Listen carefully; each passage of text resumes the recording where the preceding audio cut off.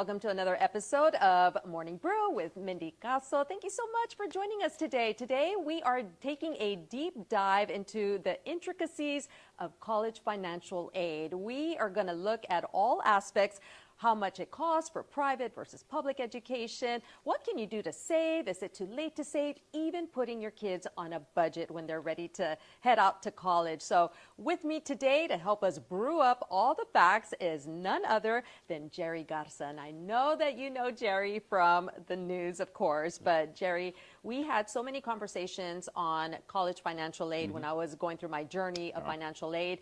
And that's because you are pretty much you're an expert in this topic. You're very credentialed, and I want you to explain to our viewers why it is that you are my guest today.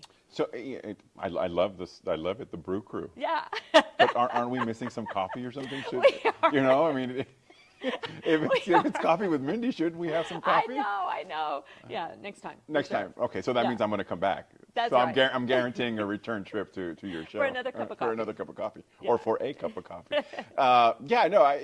And I'm glad and I want to thank you for the invitation. You know, a lot of people don't know, I mean, we used to have conversations all the time about financial issues and things like that. And a lot of people don't know is my background, outside of being in TV for as long as I was, is in finance. And finance, you know, I'm a licensed financial advisor. And one of the areas that I have focused on and that our office focused on is college planning. I am a certified college funding specialist. And one of the reasons we kind of took on that, or one of the reasons I took on that was, you know, there is a tremendous need for that kind of information, you know, and I'm going to take it even a step further, take it a step back and look at the big picture is, you know, we talk about financial literacy just in general. Forget about college planning, forget about retirement planning, forget about any type of planning. Financial literacy at its core, we have a tremendous problem with financial literacy in this country. I was listening to a podcast, Susie Orman. Everybody knows Susie Orman, right? By all of her financial products. You know, she came on and said, 95% of the American public is financially illiterate. And I stopped and I listened to that, and it's 95%. And so I started doing some research because that number just seemed high. And it was a little high, but the reality is it's not 95%. It's somewhere around 50, 60%. That's still a lot of people, though. That is a lot of people. That is a lot of people. And what do we talk when we're talking about being financially illiterate? You know, something as simple as making a budget, you know, creating good financial habits, things like that people really don't know about, and it leads to bigger issues. And one of the things we talk about is if parents can't teach what they themselves didn't learn. Exactly. You know, and so when you talk about kids going to college, you know, they're going to go into this whole brand new world, and if mom and dad didn't teach them good financial habits, then they're going to go to college with bad financial habits. or at best no financial habits, right? Right. But again, parents can't teach what they didn't learn. Yeah. And so we have a tremendous financial literacy issue here in our community, and it gets even worse in the Hispanic community. So when we talk about this is we really have a tremendous amount of work to do when it comes to financial literacy, and obviously college funding, college planning is falls in that scope. Yeah, definitely. I saw you at Commissioner's Court just a few weeks ago, and you all were talking exactly about this topic, financial literacy, and how important it is just to start educating people, because financial literacy, healthy habits can lead to a healthy mind. I mean, it is the mental toll that it takes on you when you're living paycheck to paycheck, or you don't know how you're going to pay for kids' college or just anything, any expense, emergency funds, things like that. It does take its toll on you mentally. So. It totally does. You know, I refer to it as wealth health. You know, we have mental health, we have physical health. You know, you got to have wealth health too. And then that doesn't mean, look, you need to be rich. You know, because if we're all waiting to be rich, we're never going to have, you know, we're not going to be healthy. But look, how many problems come from financial issues? How many health issues? How much stress comes from financial issues? A lot of times that is at the core of what, people are suffering from mental health, is because, you know what, I don't have enough money to pay the bills. Right. You know what, you want to talk about an emergency fund, every financial advisor will recommend at least 3 to 6 months of an emergency fund, but most Americans, cannot afford a $1,000 emergency because they don't have that kind of money in their emergency fund. Right. Most people aren't prepared for retirement planning or for retirement period. They think, oh, I've got Social Security. Guess what? Social Security ain't going to cover everything that you need. And if that's what you're banking on, Yeah. you're going to have a boatload of problems when you hit your your retirement age. And so, time is your friend. Time is your ally. The sooner you start, the less painful it is. You know, if you're starting very late, it's not saying that you're not going to be able to do something. Yeah. It's going to require much more sacrifice the longer you wait for anything. Right. Well, I want to talk a little bit. Let's get into a little bit about college funding. I want to talk a little bit about my experience just to give our viewers a premise here. I thought I was doing everything right. So when my second son was born, immediately I opened up a 529 under the state of Texas. At the time, at the job that I had, I figured, okay, let me put in $100 every single month, and by the time he turns 18, you know, I'll have this big chunk of change and it'll fund everything. You're And not he going to won't have to worry about it. I'm not going to have to take out loans. He's not going to have to take out loans. I was sitting pretty. And it was a college age-based portfolio that the state of Texas had. So fast forward 18 years. So I stuck with it the whole time. I, you know, never missed a payment, obviously direct debit out of my account.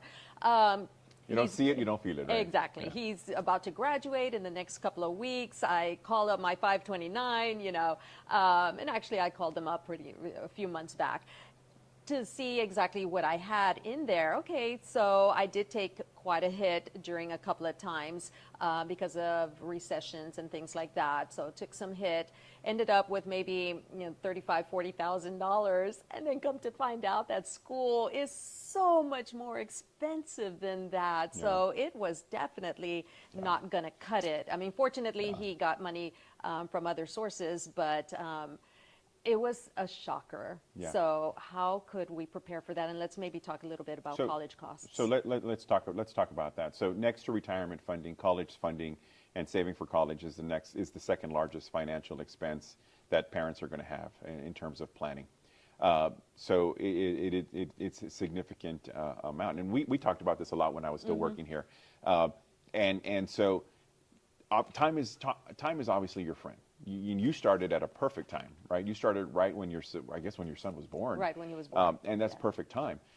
So that's when we really start to, by the time your kids are in high school, that's a little too late. And so you start switching the conversation from, instead of saving for college, you need to try to find ways to save on college. Right.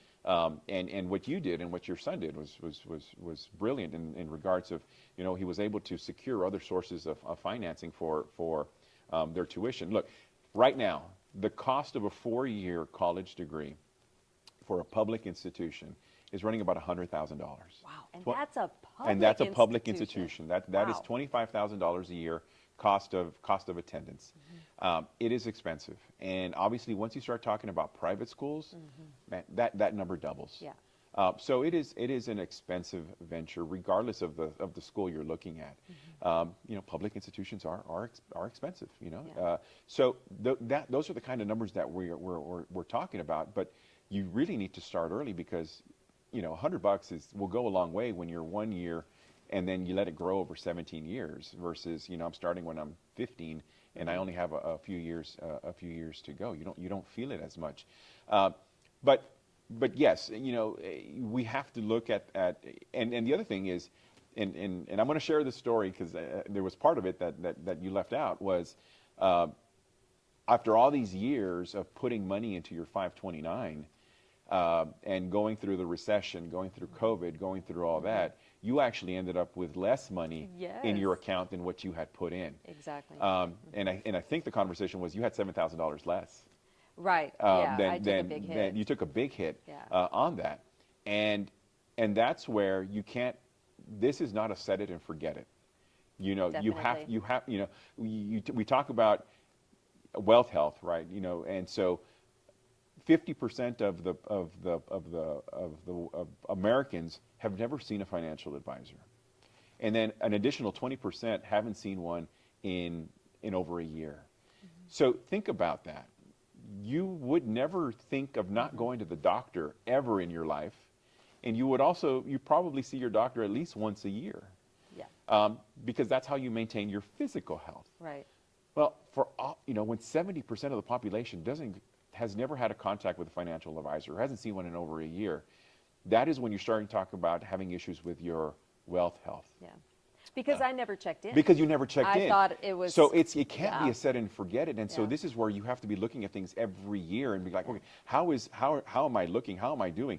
And as I'm doing better, let's move things around so that I can maximize what I'm doing. A lot of people would have probably been better off just putting that money underneath their mattress. And so it's important that the plan is in place, because once you have a plan in place, you're going to follow it and make amendments and make changes so that you can meet the goals of that plan. Absolutely. Well, Jerry, we're going to take a quick break. We've got to regroup here because there's so many more topics that we need to broach before the end of Morning Brew. So we're going to take a quick break. We'll be right back. Stay with us.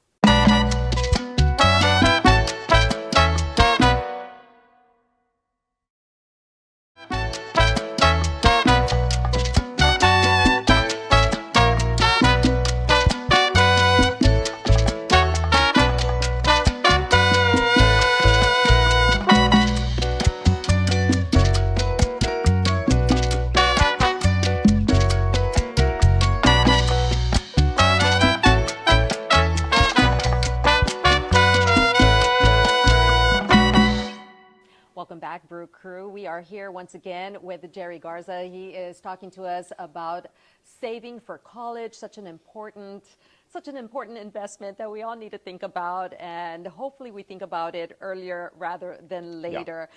So, Jerry, once again, thank you so much for joining us on Morning Brew.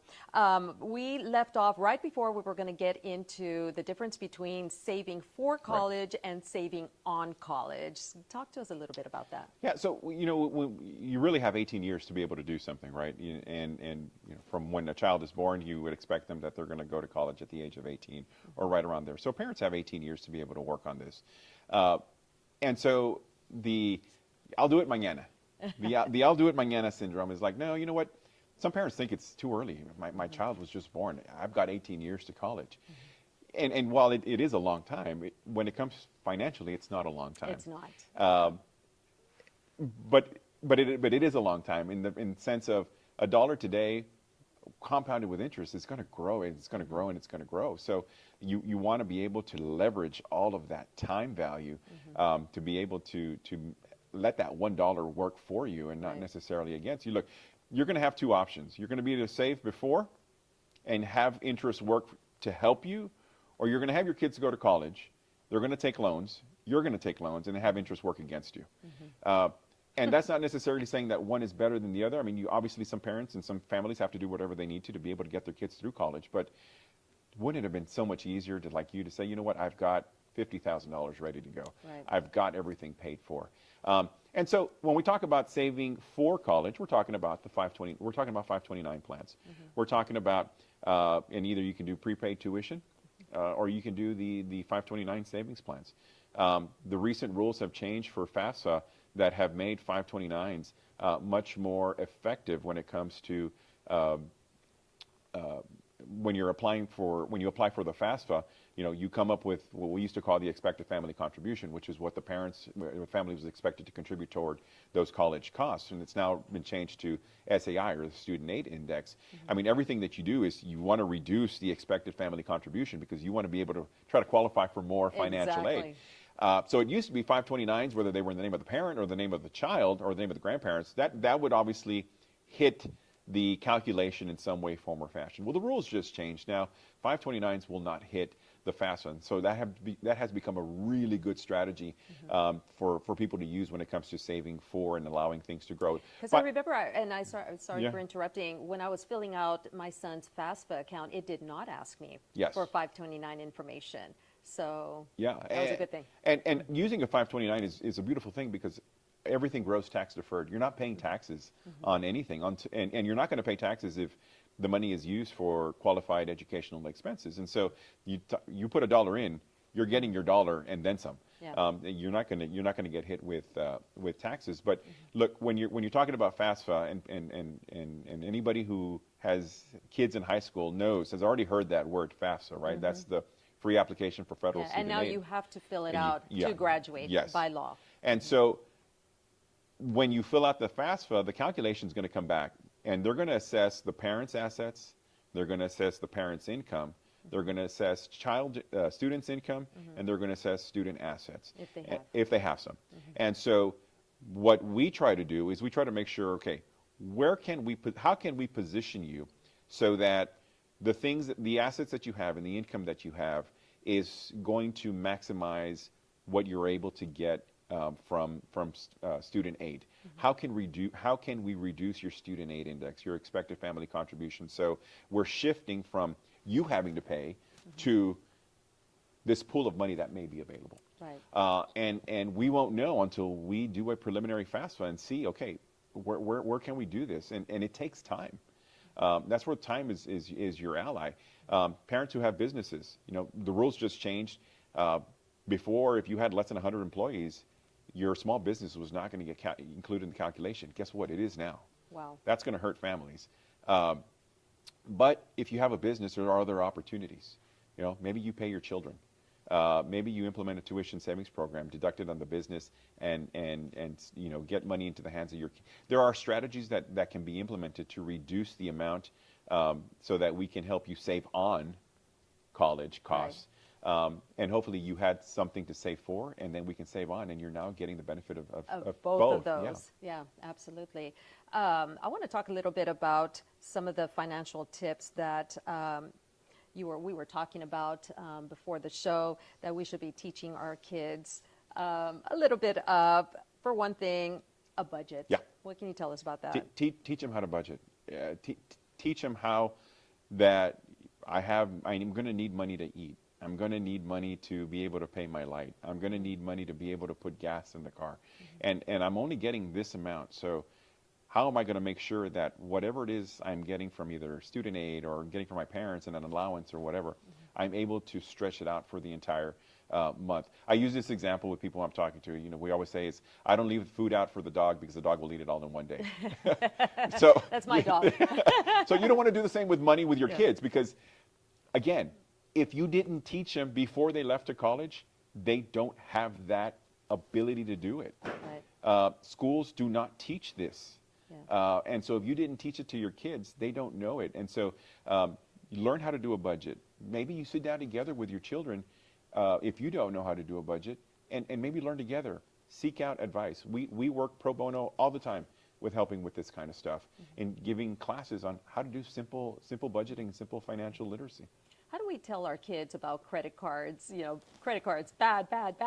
Because in college they give them out like lollipops. They do, and at that point everybody's got a great credit score, right? Right. You walk in with an 800, you leave college with like a 550. Right. Look, the thing is, you can't tell them not to use credit cards. They're an essential part of life. But what we can teach them is the responsible way to use credit cards. And at the beginning, may not be a bad idea to give your children a credit card with either a credit card limit or some type of mechanism where you get notified as the parent when the card is used.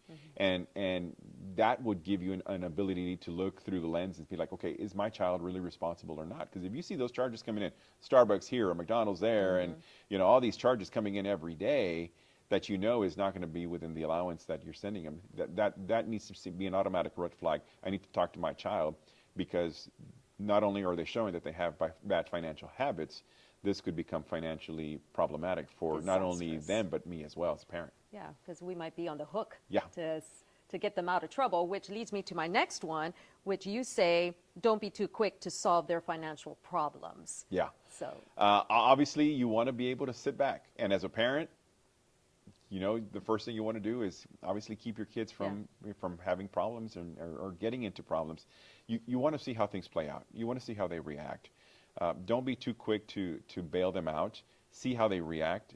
In other words, take a deep breath and hold back.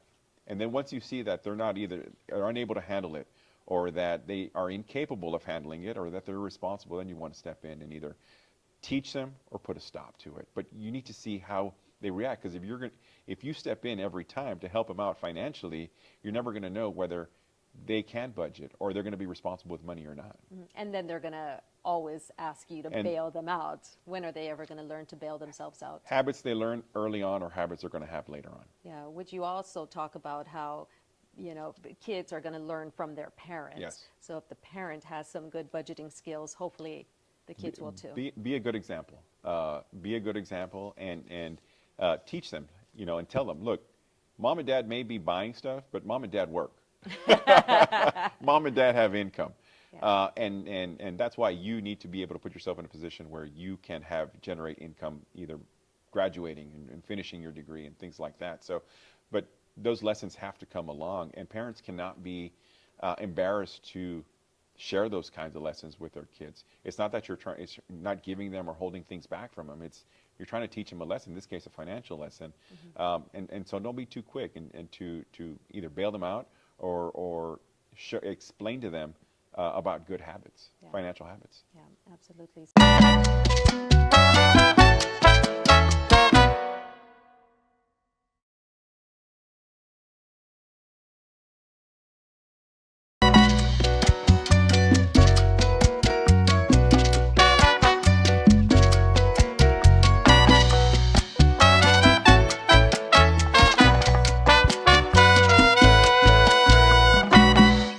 So Jerry, we talked a little bit ago about the FAFSA, this big, huge, intimidating document that, is scary for some people. I know it was scary for me back in December when I filled it out. Let's talk a little bit more about that, because you said some really cool things right now on how we could have FAFSA work for us a little bit more. Yeah, and that's a great way of putting it. FAFSA can either work for you or can work against you. And again, we're not suggesting that anybody lie or anything on their FAFSA. I mean, this is a federal document, but there are things that you can implement to be able to maximize what the calculation that the FAFSA is going to create.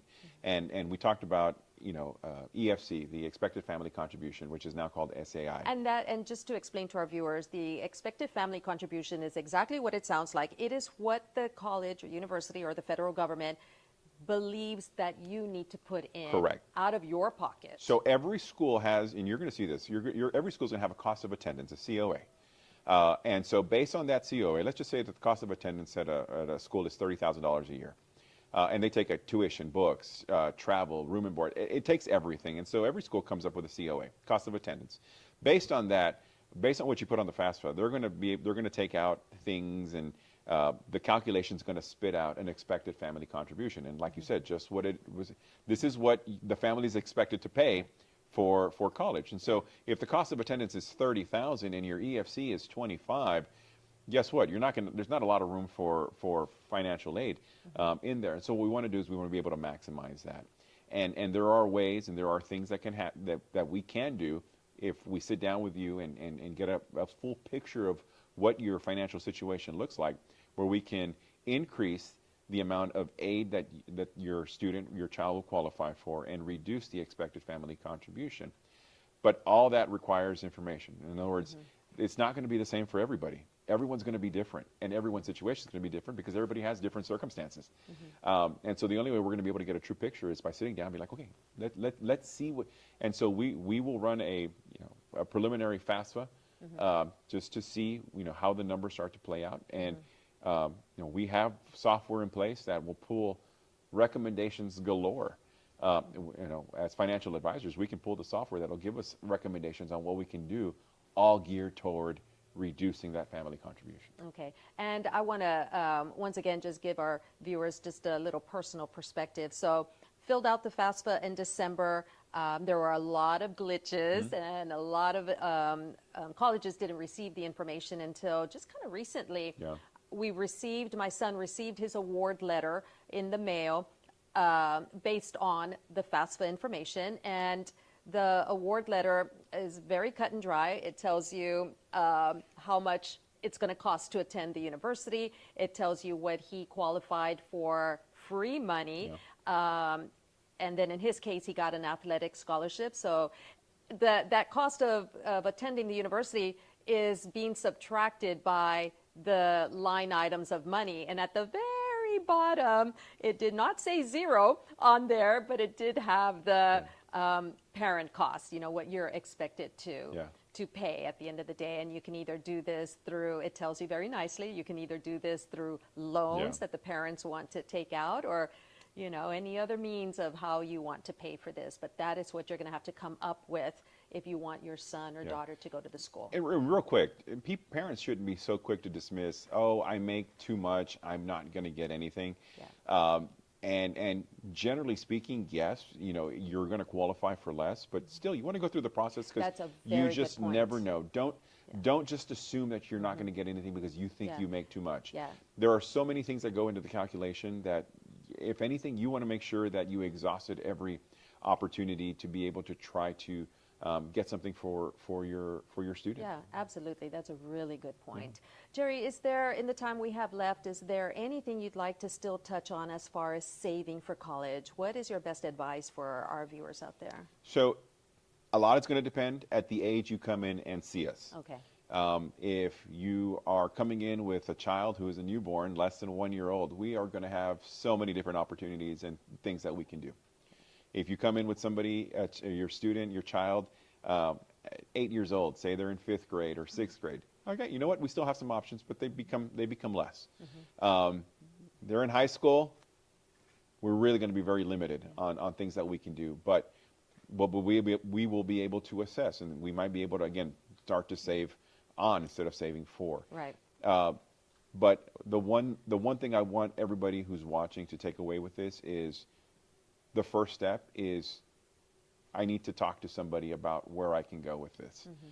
There's a lot of great resources on the internet for you to get an idea, but those are just very general, and they're not going to be tailored specifically for your situation. Every case is different. Every case is different. And again, I go back to financial advisors. We are the doctors of the financial world. We diagnose, we assess, and we prescribe. Our prescriptions aren't medications. Our prescriptions are solutions and goals and plans. And we hope to get you better. Just like a doctor will prescribe to get you better physically, we are going to do our own prescriptions to get you better financially, our wealth health. And that really is the first step. Everybody thinks that a financial advisor is for rich people. That could be furthest from the truth. If you are living paycheck to paycheck, or paycheck to before paycheck, or paycheck to a little bit after paycheck, you are the ones who really need the help of a financial professional, because you are the ones that are going to be most in trouble if you make a mistake or you go down the wrong path. Somebody who's wealthy can afford, literally, to make a mistake financially, because they have enough to be able to cover it up, or whatever. If people who live paycheck to paycheck, that's most of the community. They're the ones who need to be able to talk to a financial advisor. If anything, just to ask questions, and see where you go from there, because you just never know. You never know, and a college education is just, that is a gift that you could, it'll live on. Yeah, our office works with working class people. That's not to say that we're not going to take a rich person's money, right?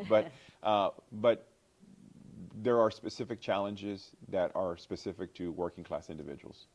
I've been a working class individual my entire life, and I feel it a duty to help those who have been in the same situations that I have been, and I have the knowledge to be able to help. And so, it's like we're put on this earth to help others.